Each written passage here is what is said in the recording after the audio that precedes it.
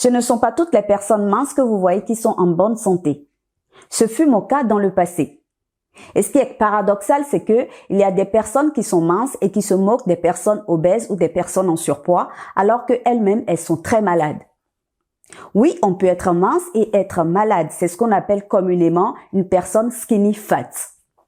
C'est quoi être skinny fat? Quel est mon parcours personnel de mal-être ou mon parcours sanitaire en tant que skinny fat? Je vous conseille de regarder cette vidéo jusqu'à la fin parce que si vous êtes dans le cas, ça va certainement vous aider et je révèle à la fin de la vidéo une information capitale. Salut à toi, bienvenue sur ma chaîne. Mon nom c'est Confort Adiyema et ici je te parle de bien-être au quotidien. Je prends le bien-être sur ma chaîne comme étant un mode de vie et mon objectif est de t'amener à avoir des gestes plus sains au quotidien afin d'adopter une bonne hygiène de vie. Laquelle bonne hygiène de vie te permettra de gagner en énergie et par conséquent d'avoir une très bonne santé. Si tu es dans la même dynamique que moi, je t'invite simplement à t'abonner à la chaîne. Pense à activer la cloche pour ne manquer aucune des prochaines publications sur la chaîne et partage massivement les vidéos de la chaîne afin de permettre à d'autres personnes de profiter de ce contenu de valeur que je partage. Alors, c'est quoi être skinny fat? Être skinny fat veut dire être mince et gras à la fois. En fait, vous pouvez avoir une carrure assez fine, mais avoir une couche de gras, notamment au niveau du ventre. Voici une photo de moi en tant que skinny fat.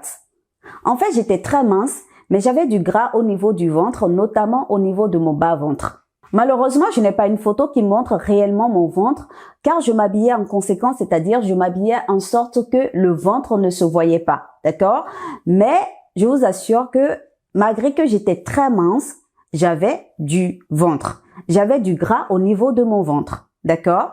Les seuls moments où j'ai porté des photos qui me collaient à la peau, ce sont les périodes où j'ai poussé le sport très fort et ce sont des périodes dans lesquelles je mangeais de façon à créer un déficit calorique dans les journées. Donc cela a fait que j'avais tellement maigri, j'avais tellement minci que même le ventre a donné l'apparence de disparaître, sauf que le gras qui était au niveau du ventre était toujours là. Ce que vous devez comprendre, c'est que les maux dont nous souffrons sont la conséquence de mauvaises habitudes de vie. D'accord? Maintenant, je vais vous donner les raisons qui expliquent le fait que j'étais skinny fat. La première raison, c'est que je m'alimentais très mal. Vous savez, en Afrique, nous avons la chance d'être de très bons cuistots. Nous avons la chance en Afrique d'avoir des mamans qui nous ont transmis de vraies notions, de bonnes notions de cuisine. Donc, ce qui fait qu'en Afrique, généralement, les mets et les plats qui sont cuisinés sont succulents et sont très goûteux. Toutefois, ces plats sont très mal cuisinés. C'est-à-dire que nous mangeons très mal, nous mangeons même trop mal en Afrique.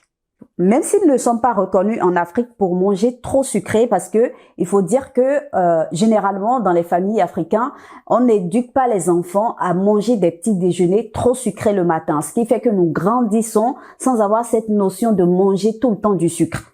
Quoique, aujourd'hui, il y a beaucoup de personnes en Afrique qui mangent trop de sucre, d'accord? Je disais tantôt que même si en Afrique nous ne sommes pas reconnus pour manger trop sucré, nous cuisinons quand même des plats ou des mets essentiellement, d'accord, qui sont trop gras. Par exemple, les sauces africaines sont des sauces qui sont trop grasses. Et allez voir les huiles végétales utilisées pour cuisiner ces sauces. Des huiles végétales venues d'ailleurs, essentiellement de l'Inde, que vous ne verrez dans aucun marché mondial, sauf sur les marchés africains. Même en Inde, les huiles végétales que les Indiens envoient sur le marché africain, ces huiles végétales ne sont pas utilisées par les Indiens. On ne trouve pas ces huiles végétales chez les Indiens. Des huiles végétales, mais de marques bizarres, telles que Gino, par exemple, dont je me souviens. Mais c'est aberrant de savoir qu'aujourd'hui, moi, je vis en France et quand j'arrive en France, je remarque qu'il y a des produits alimentaires de certaines marques qui sont en Afrique que je ne trouve pas en Europe. Donc, je me dis qu'il y a des aliments qu'on envoie sciemment sur le marché africain, chez les Africains, pour les rendre malades. Parce que généralement, ce ne sont pas des aliments sains, et ce sont des aliments qui coûtent moins cher. Donc, je mangeais essentiellement gras et je mangeais très sucré. Voici un exemple de barre chocolatée, Twix, dont je raffolais à l'époque. Je mangeais du Twix et son homologue appelé Kit Kat. C'est-à-dire que à la fin de chaque semaine, d'habitude, ce que je faisais, c'est que chaque samedi, j'allais au supermarché faire mes courses. Et j'achetais 10 barres de Twix. Et des fois, je mélangeais ça avec du Kit Kat. Et normalement, c'était la ration de toute la semaine. Mais quand je rentre chez moi, je finissais ça en 2 ou 3 jours maxi. Et il faut te dire qu'au milieu de la semaine, lorsque je me retrouve à nouveau dans le rayon, ou dans les rayons, je dirais, du supermarché, eh ben, je vais encore me prendre du Twix ou du Kit Kat. Mais c'était un truc de malade. Toutefois, grâce au sport que je faisais quasiment tous les jours et grâce au fait que je mangeais moins, essentiellement de la salade les soirs, j'arrivais quand même à créer ce déficit calorique tous les jours. Ce qui fait que soit je maigrissais, soit je perdais du poids ou soit je me maintenais. Parce que ce que je n'ai pas précisé, c'est que j'avais pris 7 kilos à une période de ma vie. Oui, j'avais pris 7 kilos. Et en ce moment, c'est bizarre, je n'avais pas pris de muscles, mais mon ventre était quand même sorti en ce moment-là. Donc, j'avais pris 7 kilos à une période de ma vie. Ce qui a fait qu'à un moment donné, j'ai décidé de faire du sport quasiment tous les jours pour perdre ces kilos en trop. Et à un moment donné, pour me maintenir, j'ai continué à faire du sport. Il faut dire que j'adorais faire du sport. Je suis une férue du sport. En plus de ça, ce qui se passait, c'est que je grignotais énormément.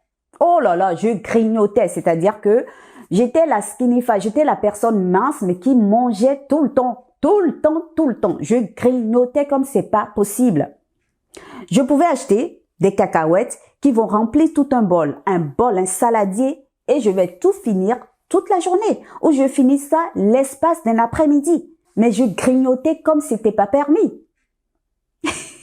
Donc, c'est pour vous dire que quoi? Que malgré que j'étais mince, je m'alimentais très mal. Je mangeais très mal. Je ne mangeais pas équilibré. Je ne mangeais pas de la bonne alimentation. D'accord? Et il faut dire que nos habitudes culinaires viennent de ce qu'on nous a transmis, de ce que nos parents, de ce que nos mamans nous ont transmis. Et je vous assure que moi, par exemple, personnellement, à 2 ans, j'avais perdu mon père. Donc, j'ai été éduquée, élevée par mon oncle à Cotonou, à cette époque où j'habitais avec mon oncle et sa femme. Et mon oncle était quelqu'un de très généreux, donc c'est quelqu'un qui recevait plein de personnes, plein de monde à la maison. Donc on était très nombreux. Donc j'étais également avec les enfants de mon oncle, avec certains frères et sœurs. Et ça fait que on mangeait en famille. Et il y a une sauce qu'on mangeait tout le temps pratiquement, c'était la sauce crème. Puisqu'on était très nombreux à l'époque, donc c'était la sauce crème qu'on cuisinait et qui arrivait à suffire tout le monde. J'ai trop mangé la sauce crème quand j'étais enfant. J'ai trop mangé la sauce crème. J'ai tellement mangé la sauce crème qu'à un moment donné, quand je suis partie de la maison, je n'ai plus jamais cuisiné de la sauce crème. Vous imaginez, je n'ai plus jamais cuisiné de la sauce crème. Et je vais vous faire une vidéo sur la sauce crème.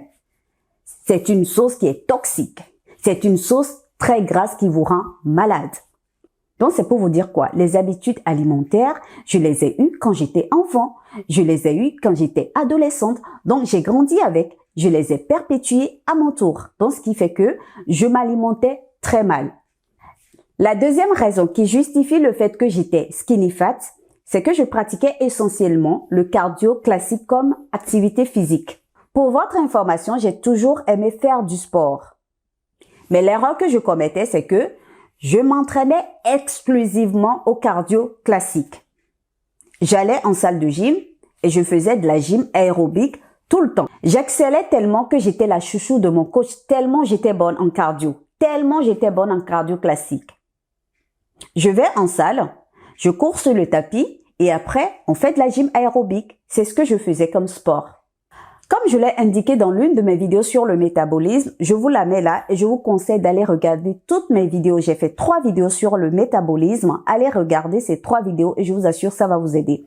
Je disais tantôt que comme je l'ai dit dans l'une de mes vidéos sur le métabolisme, lorsque vous faites exclusivement du cardio comme activité physique, cela ne vous rend pas service. Cela vous fait plus de mal que de bien. Donc, étant donné que je faisais exclusivement du cardio, ce qui s'est passé, c'est que certes, je perdais du poids, mais c'était plus du muscle que je perdais. Je ne perdais pas du gras. Le gras était logé au niveau de mon ventre, et notamment au niveau du bas-ventre. Tout simplement parce que j'ai choisi de ne pas faire le bon type de sport. Et en plus de ça, le cardio me fatiguait. Le cardio me fatiguait. Conséquence, certes, je perdais du poids, mais le gras au niveau de mon ventre était resté.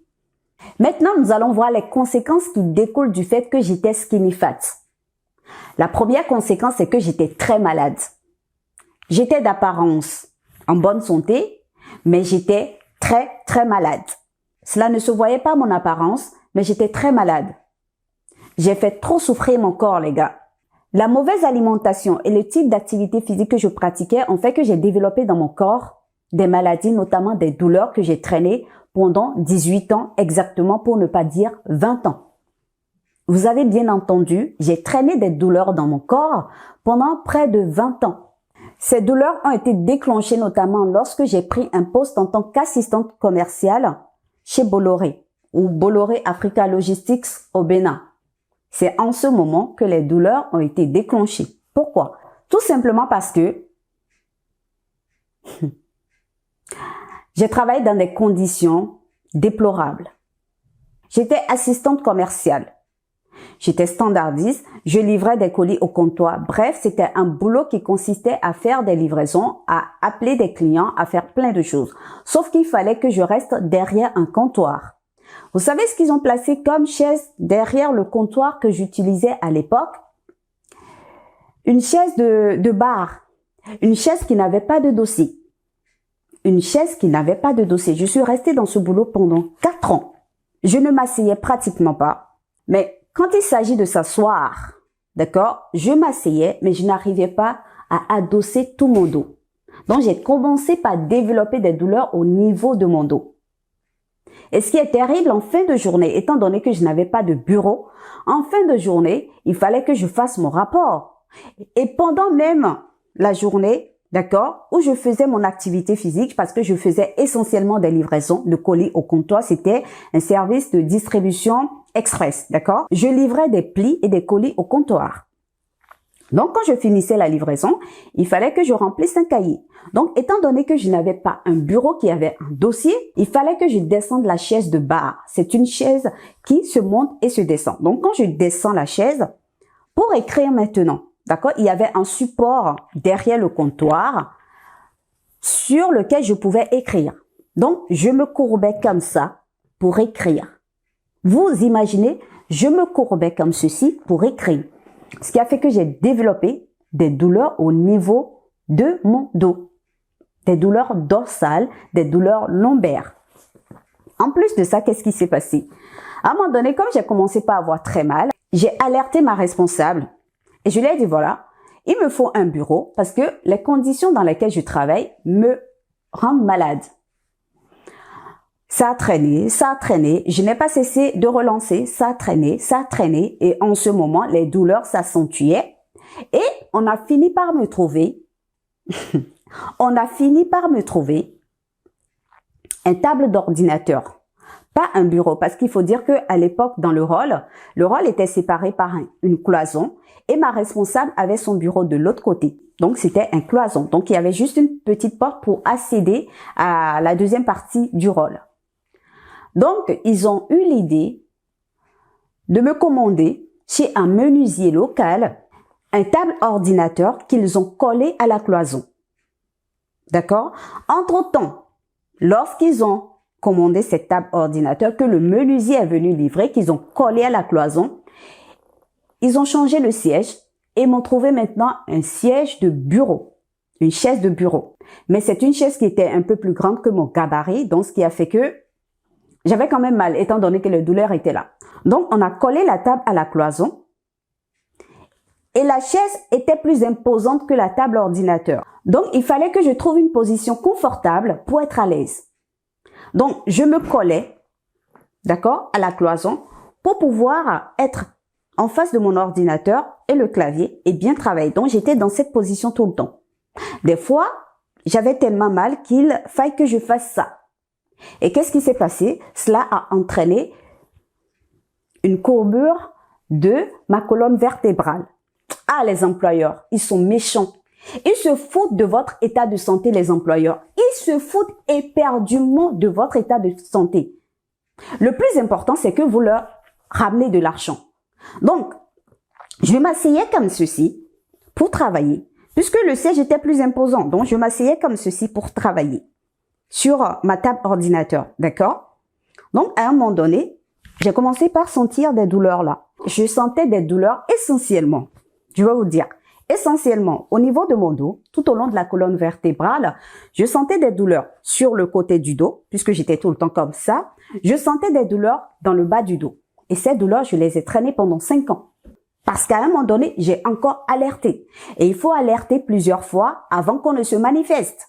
Parce qu'en réalité, ton employeur, même ton responsable direct, se fout éperdument de ton état de santé. Il se fout de ton bien-être. Le plus important, c'est que tu fasses bien ton travail. Le plus important, c'est que tu fasses bien ton travail de sorte à ramener de l'argent. Les 5 ans que j'ai fait à Bolloré m'ont rendu malade. En fait que j'ai déclenché des douleurs qui étaient peut-être latentes du fait de mon activité physique et du fait que je m'alimentais très mal. Vous voyez un peu? Ce qui s'est passé, c'est que, à un moment donné, j'ai continué à me plaindre parce que là, les douleurs ont migré. Non seulement j'avais des douleurs au niveau de la colonne vertébrale, mais les douleurs ont pris le côté gauche de mon corps. Et finalement, ils m'ont entendu. Ils ont changé la configuration du bureau. Ils ont fait un long comptoir et cette fois-ci avec des bureaux derrière et une chaise en bonne et due forme. Mais en ce moment, c'était déjà trop tard. C'était déjà trop tard. Et pour ne pas vous mentir, cela fait partie des raisons pour lesquelles je suis partie de cette boîte. Je vous assure, j'ai trop souffert. J'ai souffert dans ma chair, j'ai souffert dans mon corps. Et ce qui a fait que quoi? Ces douleurs, je les traînais tous les jours, de façon quotidienne, en permanence. Je ne pouvais pas dormir et ne pas sentir des douleurs. Je ne pouvais pas m'asseoir dans un canapé et ne pas sentir des douleurs. Je ne pouvais pas m'allonger dans un canapé et ne pas sentir des douleurs. Et je n'arrivais pas à dormir sur le côté gauche de mon corps. Et quand bien même je dormais exclusivement sur le côté droit de mon corps, quand je m'allonge, je sentais quand même les douleurs sur le côté gauche de mon corps. Je ne pouvais pas m'allonger sur le dos parce que j'avais très mal au niveau de mon bas du dos. Parce qu'après, j'ai quitté Bolloré, c'est le lieu de le dire. J'ai changé mon matelas 3 fois. J'ai changé mon canapé 3 fois. Et après, j'ai acheté des meubles d'un standing donné, pensant que ça allait alléger mes douleurs. Mais non. J'ai traîné des douleurs. J'ai traîné ces douleurs pendant près de 18 ans. Je les ai traînées jusqu'à venir en France. Mais j'avoue que ce qui m'a soulagée à un moment donné, c'est que j'ai eu la chance de connaître certains produits que j'ai utilisés et qui m'ont soulagée en tant soit peu. Mais ce sont des douleurs que j'ai traînées pendant près de 18 ans, jusqu'à venir en France. Pendant près de 20 ans. J'avais tellement mal à l'époque que, je me rappelle comme si c'était hier en fait, j'avais tellement mal à l'époque que je ne pouvais pas tenir debout pendant 10 minutes dans ma cuisine pour cuisiner en fait. J'avais horriblement mal. Les douleurs étaient atroces. Les douleurs étaient atroces. À cela s'est ajouté de l'activité physique. Parce qu'à un moment donné, j'ai fait intensément du sport. Et ce que je n'ai pas dit, c'est que pendant que je faisais du sport, il y a quelque chose que j'ai fait qui ont tué mes genoux. J'allais en salle, je travaillais avec des machines avant que la séance de gym aérobique ne commence et ne dure que 30 minutes. Donc avant ça, je pouvais aller en salle 30 minutes avant de commencer la séance de gym. Donc je travaillais avec les machines et j'ai travaillé avec le vélo elliptique. Et les vélos elliptiques que détenait à l'époque cette salle de gym, c'était des vélos elliptiques de deuxième main, complètement claqués. Mais j'ai fait souffrir mon corps. En fait, je n'ai pas le gabarit pour faire du vélo elliptique pendant 30 minutes. Mais je m'efforçais, je faisais du vélo elliptique pendant 30 minutes. Et on ne pouvait pas régler le vélo elliptique de sorte à ce que la machine ne soit pas trop dure pour les genoux ou un truc comme ça. Donc, je faisais du vélo elliptique systématiquement pendant 30 minutes, ou soit je faisais du vélo classique. Mais le vélo elliptique qui avait un très grand gabarit par rapport à moi et qui était très dur à manipuler, on claquait mes genoux, on fusillait mes genoux. Je faisais ça tellement qu'à un moment donné, mon coach est allé me voir pour me dire, Comfort, c'est bon. Tu peux laisser tomber le vélo elliptique parce qu'à un moment donné, j'ai fondu, hein, j'ai fondu. Tu peux laisser tomber le vélo elliptique et quand tu viens, tu peux juste faire quelques mouvements et après, on enchaîne avec la gym aérobique. Mais non. J'avais des amis avec lesquels je me mettais sur les vélos parce qu'il y en avait 3 ou 4. Donc, on discutait 30 minutes de vélo elliptique et après 30 minutes de gym cardio. J'ai claqué tout mon corps. J'avais mal en permanence au genou.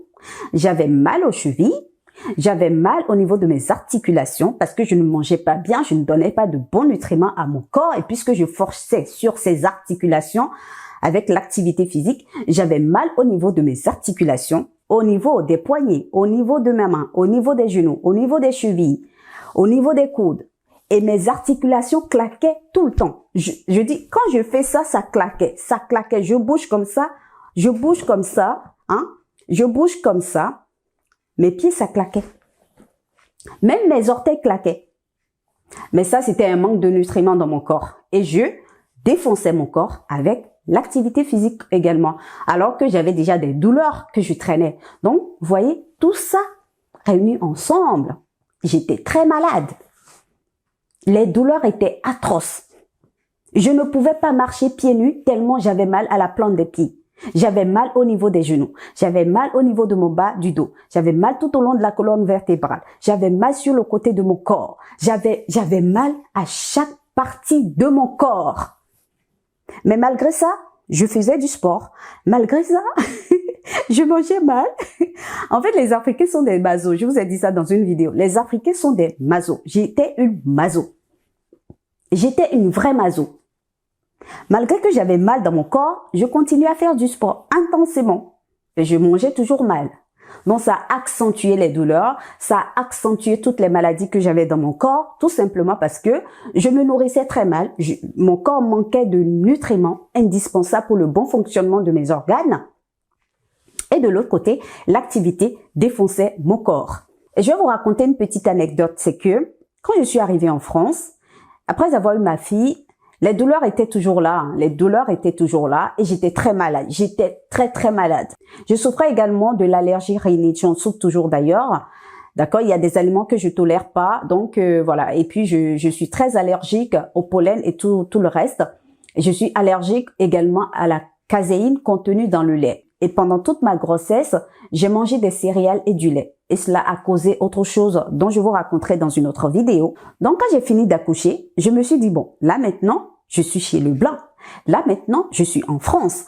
Maintenant, je vais aller voir le blanc, le médecin blanc, pour qu'il m'aide à guérir de mes douleurs. Erreur monumentale. En fait, je suis allée voir notre médecin traitant et je lui ai expliqué toutes les douleurs que j'avais, je lui ai expliqué mon parcours et tout. Et vous savez ce qu'il m'a dit? Il m'a prescrit des radios et tout, hein. Et pendant la consultation, vous savez ce qu'il m'a dit? Il m'a dit, Madame Tan, vous savez, à un certain âge, les douleurs sont inévitables dans le corps. Il faut dire qu'en ce moment, j'étais pas loin de ma quarantaine. Il dit, les douleurs sont inévitables à un certain âge dans le corps. Mon esprit n'a pas digéré cette phrase. Je lui ai dit, mais c'est pas normal, regardez l'âge que j'ai. C'est pas normal si j'ai des douleurs aujourd'hui, c'est parce que j'ai eu des habitudes dans ma vie qui ont conduit à ces douleurs-là. Ce n'est pas normal que quelqu'un de mon âge puisse traîner ces genres de douleurs. Étant donné qu'il m'a prescrit la radio, j'ai fait la radio de ma colonne vertébrale. Et qu'est-ce qui a été révélé? Il a été révélé que ma colonne vertébrale est aujourd'hui courbée. Elle est tordue, alors qu'au départ, elle était droite. Et ce que j'ai oublié de souligner, c'est que quand j'étais au Bénin et que j'avais des douleurs au niveau des genoux, je suis allée voir un médecin sportif et il m'a prescrit également une radio. Et la radio a révélé que je n'avais pas d'arthrose. Le cartilage au niveau des articulations était toujours intact, mais j'avais quand même mal. Donc cela s'expliquait autrement. D'accord? En fait, les douleurs étaient de telle sorte que je ne pouvais même pas croiser les jambes telles que je le fais aujourd'hui facilement. Hein. Je ne pouvais pas. Hein. Imaginez un peu les douleurs. Je ne pouvais pas croiser les jambes telles que je le fais facilement aujourd'hui. Donc bref, je reviens à mon médecin et le médecin. Ils ont vu que voilà, ma colonne vertébrale était tordue et le médecin me dit, à un certain âge, les douleurs sont inévitables dans le corps et je n'ai pas digéré cette phrase. Je n'ai pas digéré. C'est pour ça qu'aujourd'hui, mon bien-être et ma santé constituent ma priorité numéro 1. Et la plupart de ces douleurs, je les ressens plus. Je vous dirai comment j'ai fait dans une autre vidéo.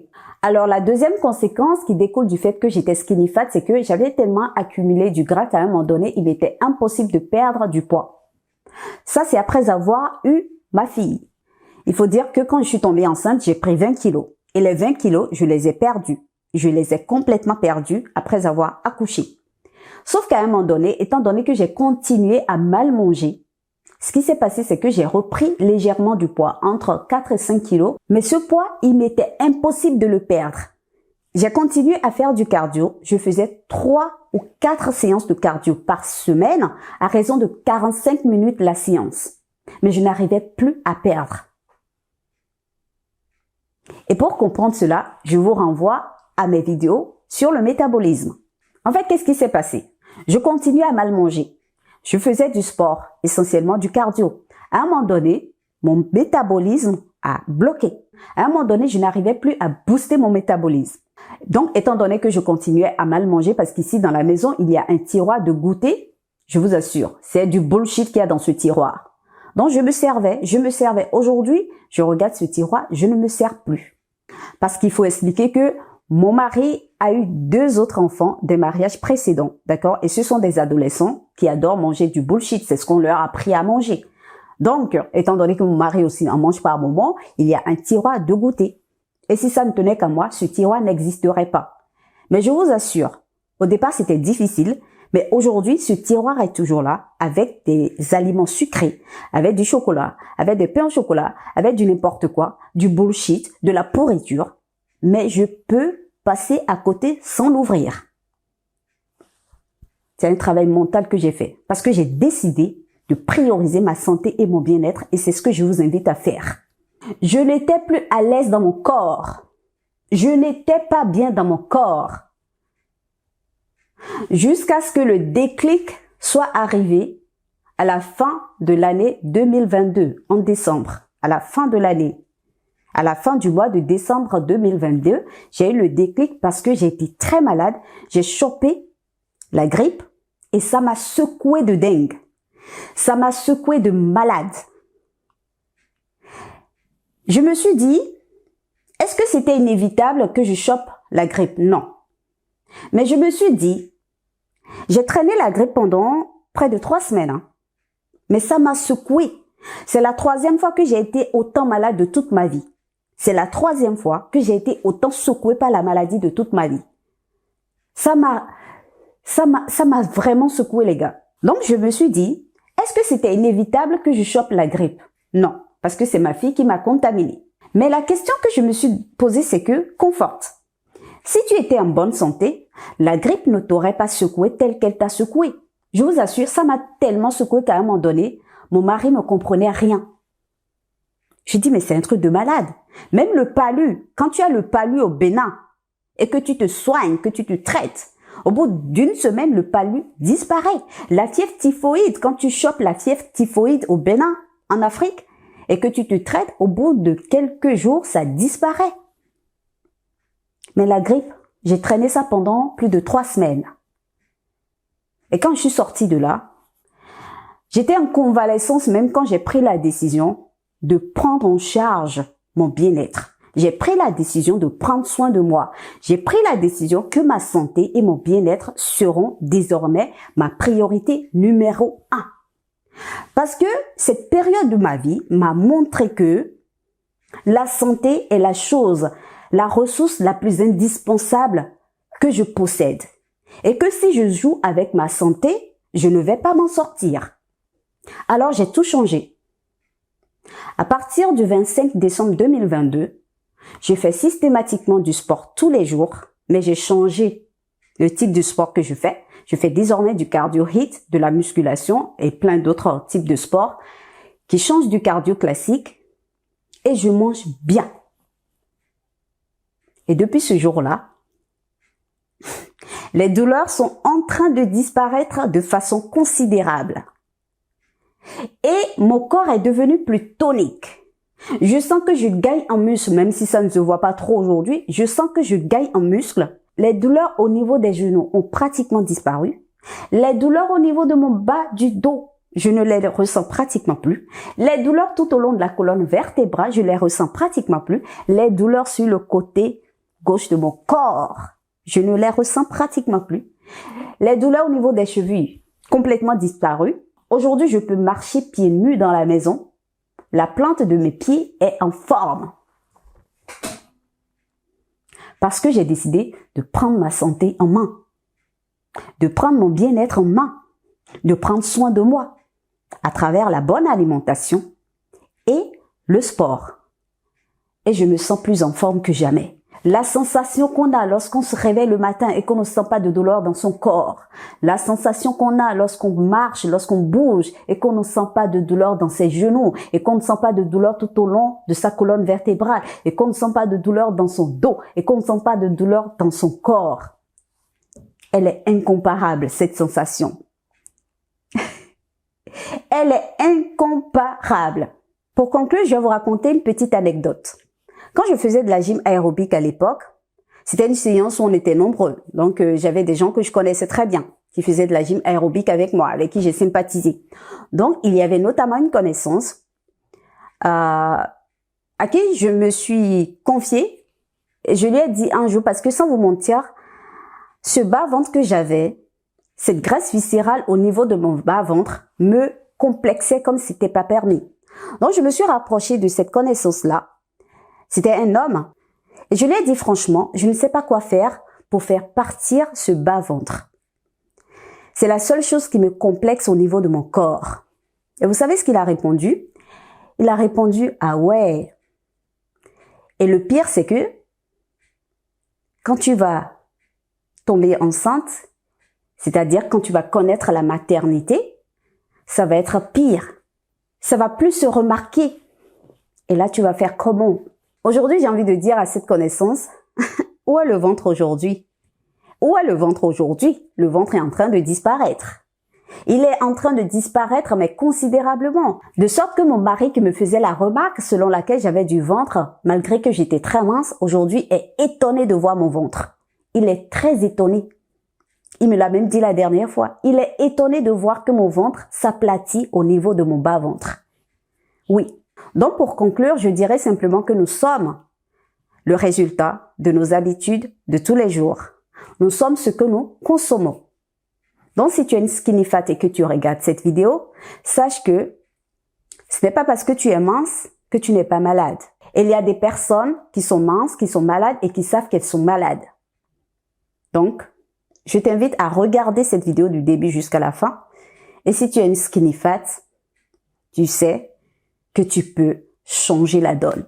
Nous voilà au terme de la vidéo. J'espère qu'elle vous aura plu. J'espère que tout ce que je vous ai partagé vous aura aidé. N'hésitez pas à me dire ce que vous en pensez dans les commentaires. Pensez à vous abonner à la chaîne, activez la cloche pour ne pas manquer les prochaines publications, partagez massivement la vidéo et sur ce, prenez soin de votre bien-être au quotidien. On se dit à très vite pour une nouvelle vidéo.